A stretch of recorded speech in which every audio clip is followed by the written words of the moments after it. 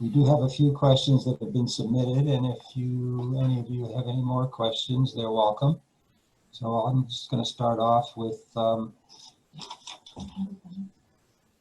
just being told by my conscience Dale to start off with number one. So number one was to Myrna, and it was, why do you believe that there is a disintegration of the brain? Is there research to support this?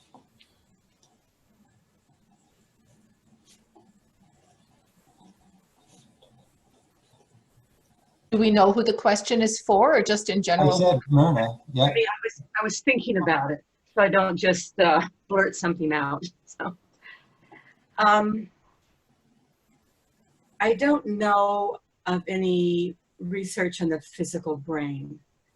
It's very hard to examine the brain, although we're getting better. Science is getting better at it with new technologies, new ways of imaging the brain.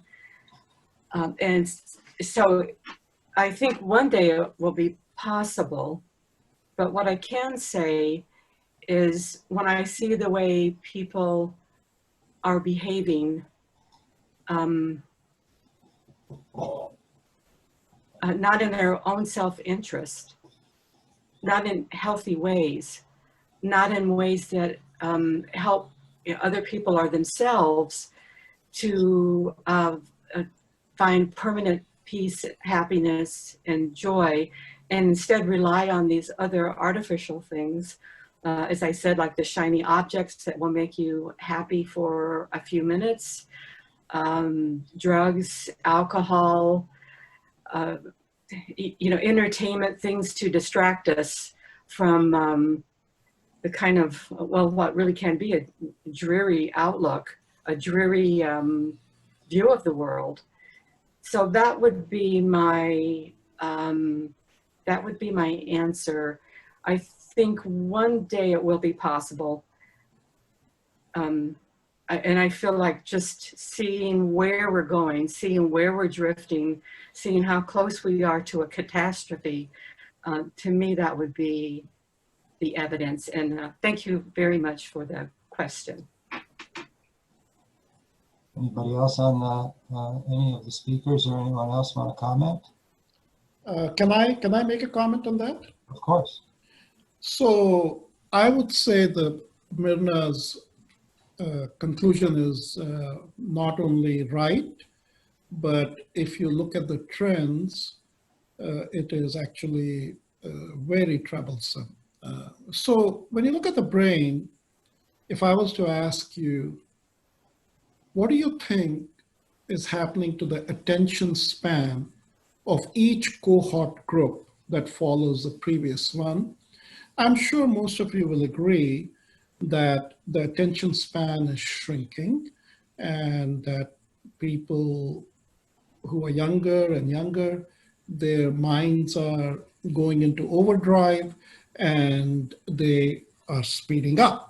And then as they speed up, then they need other external things. Now, this problem was actually, in a sense, diagnosed and solved by the first great author on yoga, Patanjali, who wrote Yoga Sutra, who talked about the mental activity being waves in the mind. And he said, look, you have got to slow down the mind and slow down these waves. And Yoga Sutra is all about techniques to do that. And then ultimately, when the mind is totally calm, like a polished mirror, it reflects the self, and that's the starting point of creativity and other beautiful things. But one very practical proof of Myrna's point, and in fact, I comment on it in Dawn, is the role of memory. We have, at least in the West, in our teaching methodology, we have completely abandoned memory. Now, we think memorization is a bad thing because why memorize anything? You can access information, right? But memorization requires concentration. And Swami Vivekananda said something very interesting. He said, look, between learning and concentration, give me concentration any day. Because if I have concentration, I can learn anything. But if I don't have concentration, I'll learn nothing. But here is the more interesting relationship, which is the part I cover in Dawn. The biochemistry of memory and the biochemistry of imagination is the same. Memory is projection into the past, imagination is projection into the future. But it's the same Shakti. Memory is Smriti Shakti, imagination is Kalpana Shakti. It's the same Shakti. And if as a child, you are not trained in that Shakti, then your creative powers, your concentration powers, your creative power disappear. And so this fine organ, the brain, essentially then is completely lost to you. So she's right. Thank you. Thank you. Anyone else on that? I'll move to Matt. Did you want to say something? Oh, no, I have no comment.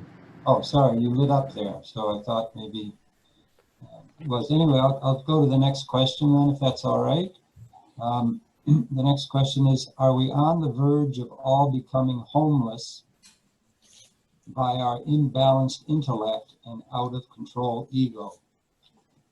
I guess directed to anyone who cares to answer that.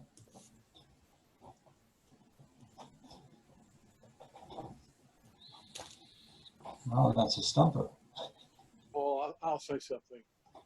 Okay, you have to speak up a bit though, I think. Say again? Can you speak louder, a bit louder? Yeah. Yeah. Is that better? Yeah. Let me even get a little bit more.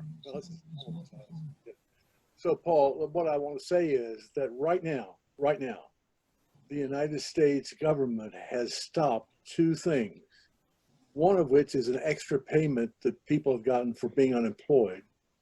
And it's that the payment is only $600 a week. Maybe that sounds a lot to somebody, but it's not. And they have reduced it to zero. And they have they voided a law that was keeping people from being evicted. So if history makes sense, probably about Monday morning, the evictions will begin. And the lack of ability to withstand that financially is going to be multiplied by a large factor. I look at this, and this is America. I don't think it's happening in Canada, but folks, this is just like America. This is a nightmare. And I can't even understand why we don't have a minimal amount of compassion to do this. We can get money in this country for zero interest. We can print all the money we want. And yet, this is our compassion level. It is happening in Ontario, Chuck. As of tomorrow, I believe that evictions are permitted now in Ontario. But there's a court challenge, which they're supposed to rule on Tuesday morning, saying whether that's going to be acceptable or not. So it's not just there. Well, just to say, give Canada a plug, the Toronto City Council has totally voted to fight it. That's what the court challenge is about. So the council representing the 6 million of us in the GTA are fighting it. So there is some sign of hope and some sign of compassion out there too. Anyone else on that? Yeah, I'll just say one quick thing, which is, as usual, the rich people will not be homeless, but the rest of us will. So. That was it. Well, that's well understood and historically usually correct. Yeah, it's the small people that suffer. Right.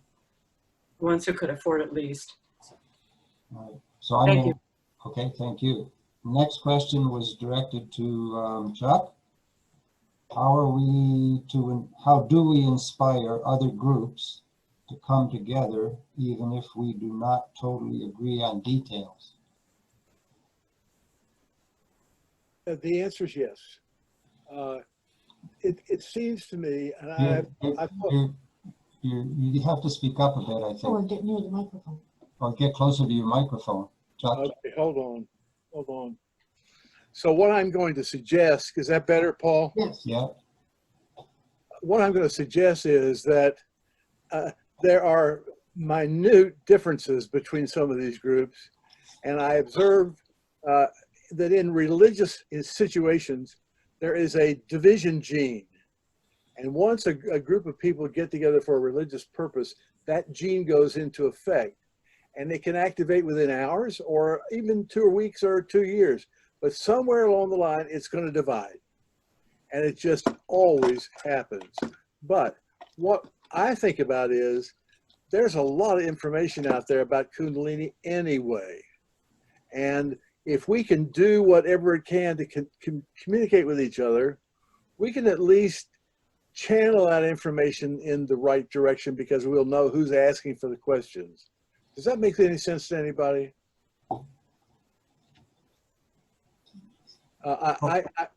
Gene and I have been, we have thought a lot about this, and he doesn't want anybody to compete with Gopi Krishna. That's the answer, and that's it, folks. And that's fine, but that's not reality. Reality is there are going to be a lot of people, and more so all the time, talking about Kundalini. And so if we get a way to build a place where everybody can talk together, the likelihood of there being more, intelligent discussion comes along.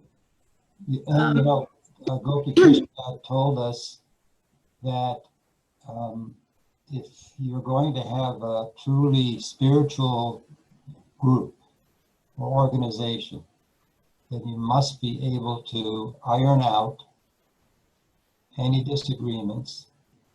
Also because those disagreements are very, very, very insignificant, really, when you look at what the goal is of what people are trying to achieve. So we have to work on that probably, but it's going to have to be done, I think, if we're going to succeed in any way. Yep. Yeah, I'd like to say something. Yeah. I just came across again Lynn McTaggart's group. Is anybody familiar with Lynn McTaggart? Yeah. Yeah, okay. They're working, she has groups of 8 which work on healing, focused healing. And not only for individuals, but also for trouble areas all over the world. And they are having research done on it as well. So she might be a group also. They're talking about collective consciousness. There's no Kundalini mentioning, but basically they are working on the same concept with the energy within, sending it out, altruistic ways. And so that might be for Chuck, that might be another group that might be possible to be connected with. And I think there's something that is called livingthefield.com. And her name anyway is Lynn McTaggart. And she wrote all sorts of books, and you might look her up on the web. That's another group to connect with. Okay. Anyone else? That's it. Thank you very much, Glenn. Anybody else? I'll go to the next question.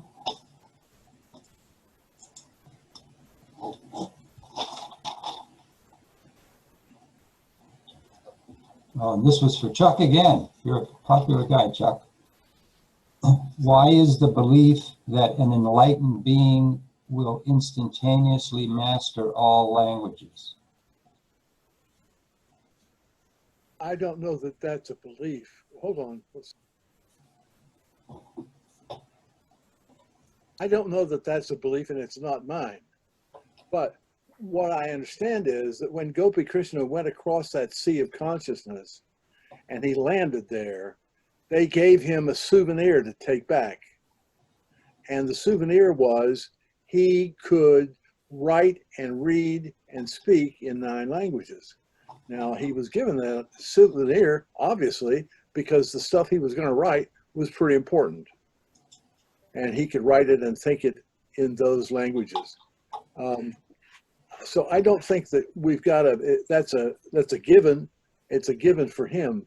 And one of the reasons why I'm confident that regardless of who we get involved in this, who it might be at cross purposes or cross references, the validity of what Gopi Krishna said and how he said it will not be impaired. It's going to stand for a long, long time. Okay. Anyone else on that idea? Can I say something, since I brought up Gopi Krishna's prophecy about what the future man would be like?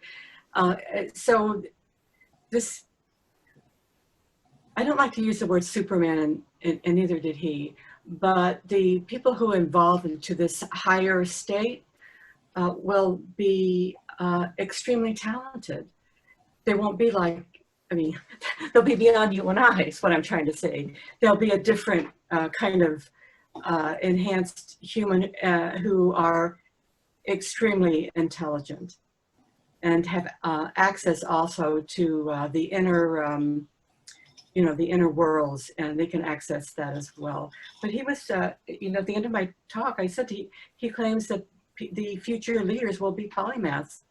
They'll live longer. They'll live to be 100, 150, know many languages, know advanced math. They'll be like Renaissance men. I mean, nowadays, no one can be a Renaissance man, but they will just be so bright and understand, the world and the world they also live in, that I think that it will be possible. Thank you. Thank you. Anyone else want to grab onto that one? No takers? Okay. Next question was, is the purpose of life to evolve and act from a state of mind of selfless service? And that's a question. Do I need to repeat it? I do? Okay. Is the purpose of life to evolve and act from a state of mind of selfless service?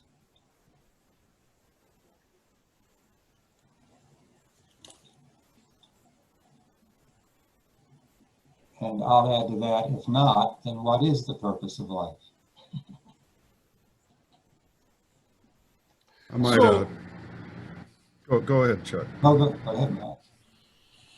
I was just say, I might just say that many of the golden rules in the different religions say that the purpose, and this is just a boil it down point, is to manifest our creator. So I think that is evolution. I was given a choice in high school. I could have chosen to believe in evolution or creation, and I don't like to polarize myself, so I chose them both, and I made up a new word called crevolution, which is the evolution of creation. So in a sense, I picked the best of both worlds. And I think really the purpose of man is to not only evolve, but to creatively evolve. And that's going to be the kinds of minds that help think ourselves out of the mess we're in. Obviously, we're in a changing time, a fluxing time. Many parameters are unusual and new, and it's a lot of novelty, but in a time like this, necessity is the mother and father of all invention. So I think that that's part of our task, is to become inventive and creative, especially at times like this. And it is times like this when the creator the still small voice in us speaks louder. So it would behoove us all to listen more closely. Anybody else? Can I add to that? Please. So from the time a sentient being has inception, the starting force is desire, what in India is called Ichha Shakti, desire. Anything and everything begins with desire. So desire translates into one simple word, which is more. You want more of something. And it extends logically into more of everything. Now, if you extend it, and in the stories, you have individuals who conquer all three worlds, then you're by definition forced to say, I own it all. So I want something in the metaphysical world.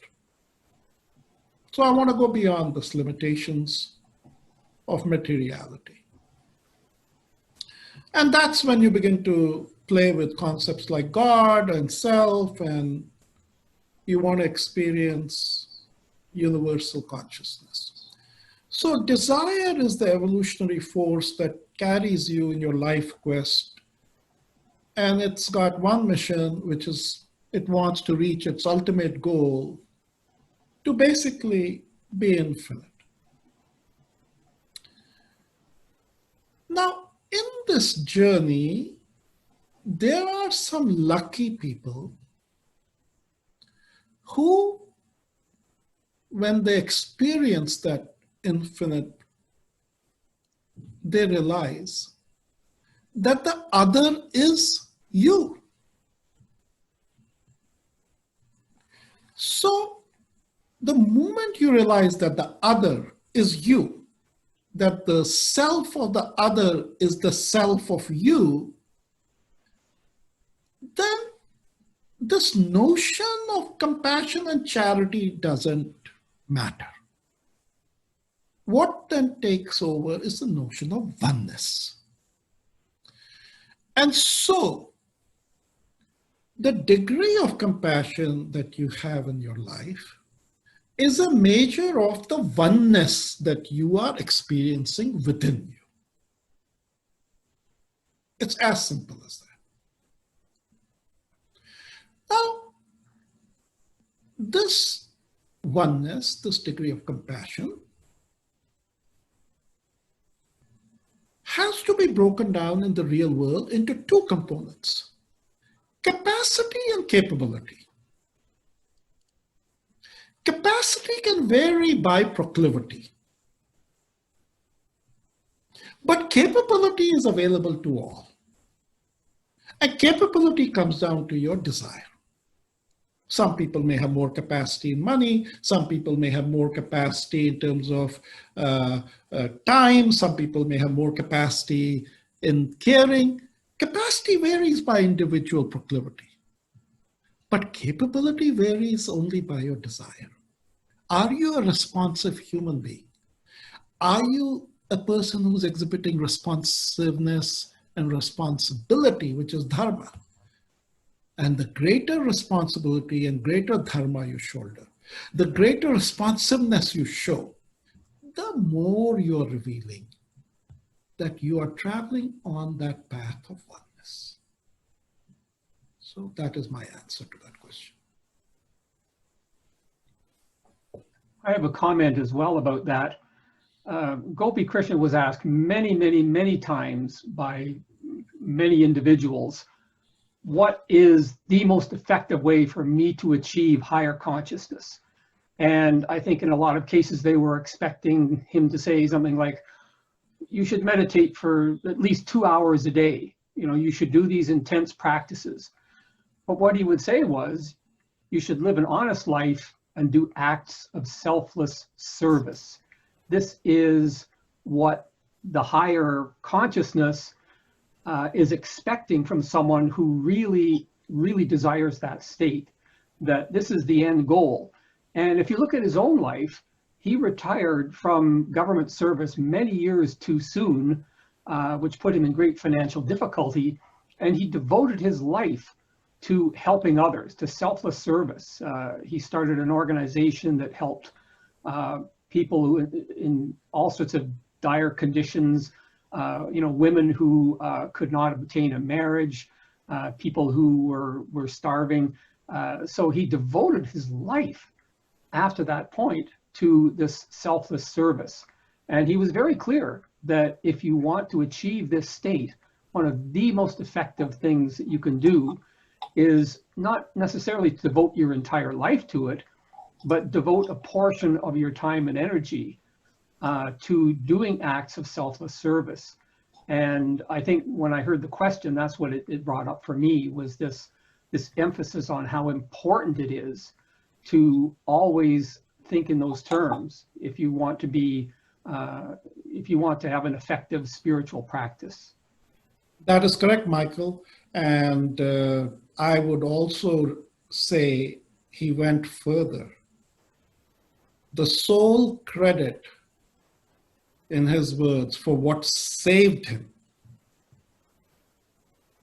was, he believes, the work of charity that he had done.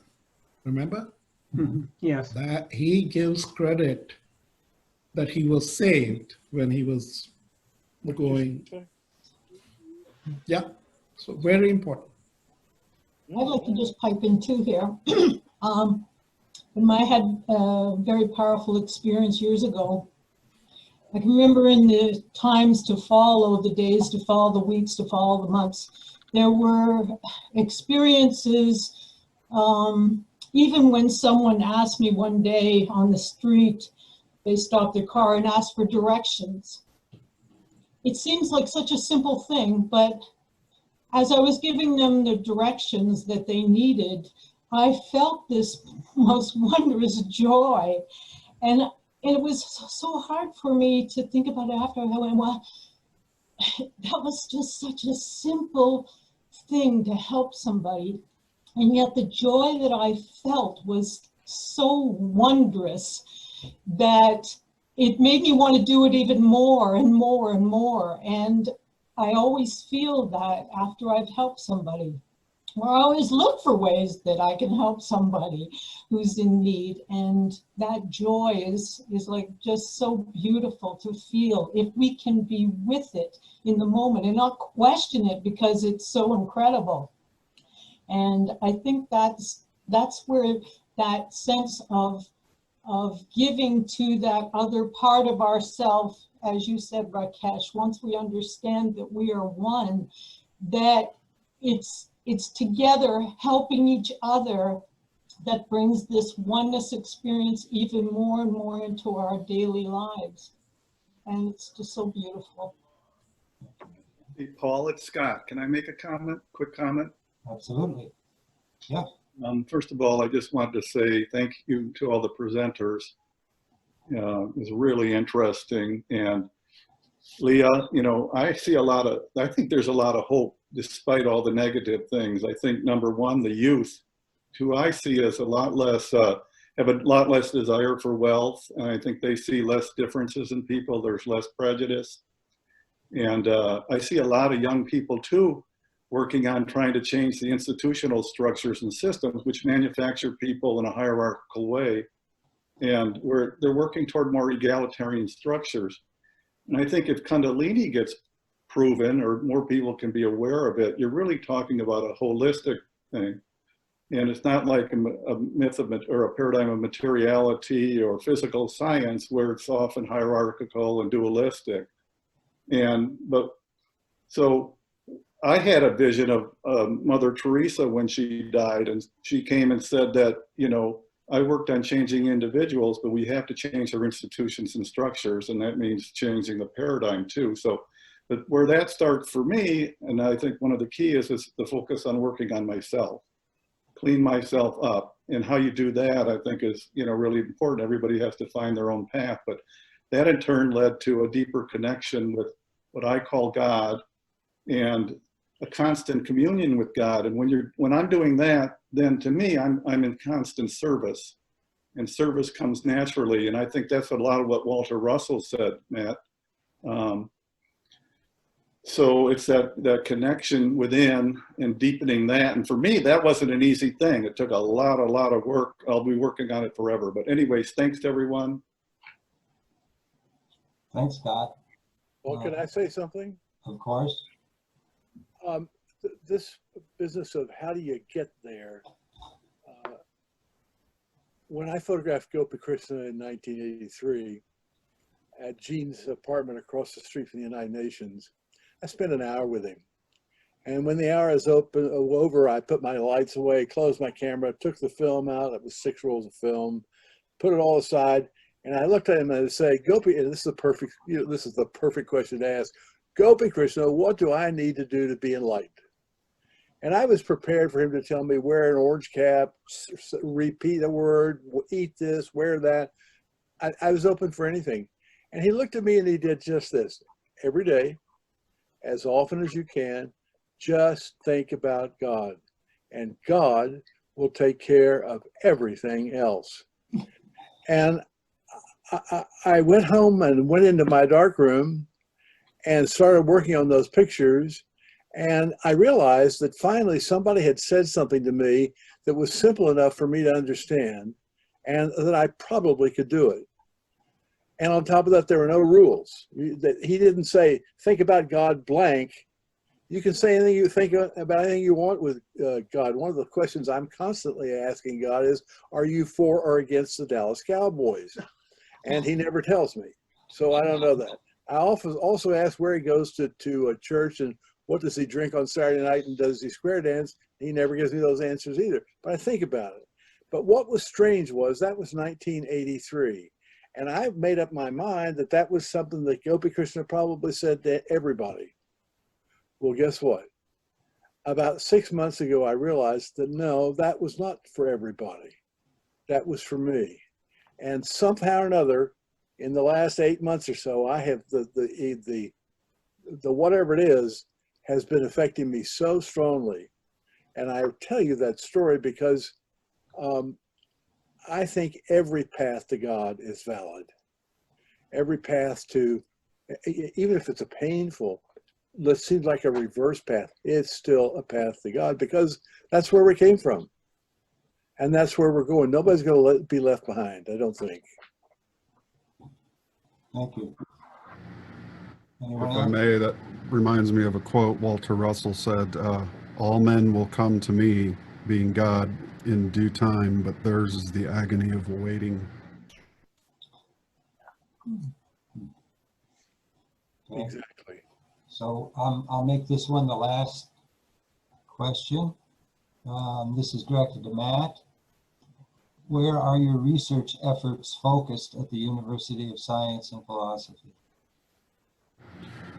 Well, what I can say about that is we're working on energy technology that will hopefully propel man into the future he should have had under Nikola Tesla before his efforts were basically derailed.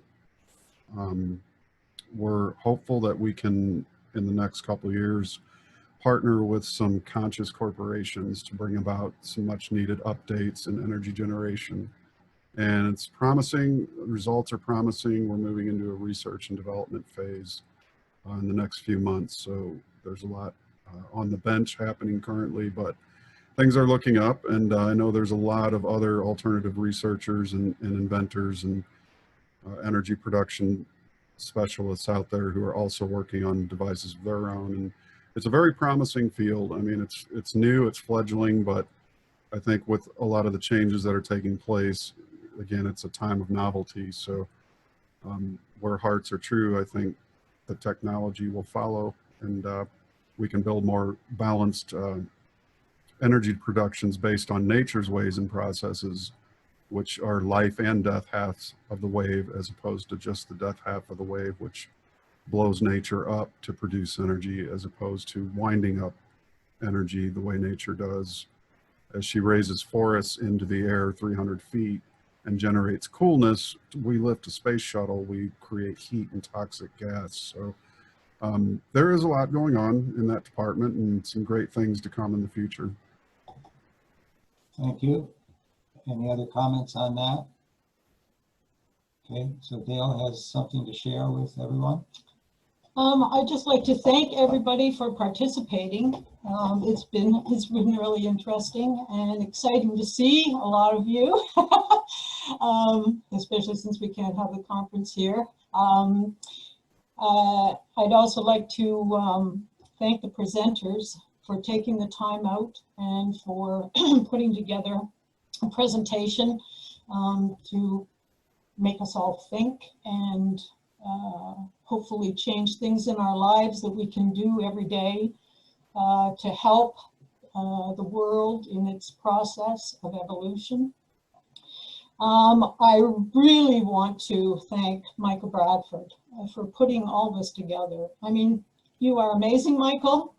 There's no words of all that you do all the time to promote this wondrous theory that we live in, and that we would certainly like to prove to the world that there are laws that rule our lives, and once we flow with that flow instead of pushing against it, life can be really exciting. And again, I'll use the word wondrous, Rakesh, because it really is a truly wondrous world that we live in. Paul has also helped in this with Michael, and Sabine also, thank you for introducing all the presenters, and it's just been a great day, and it's really brought a lot to people, and hopefully we'll all get together again sometime. And our doors are always open if you want to talk or share anything. Paul and I are here, and I know so is Terry and Alf and many of the others in ICR. And so with that, we move on to the wondrous world once again and live our beauty and grace within it.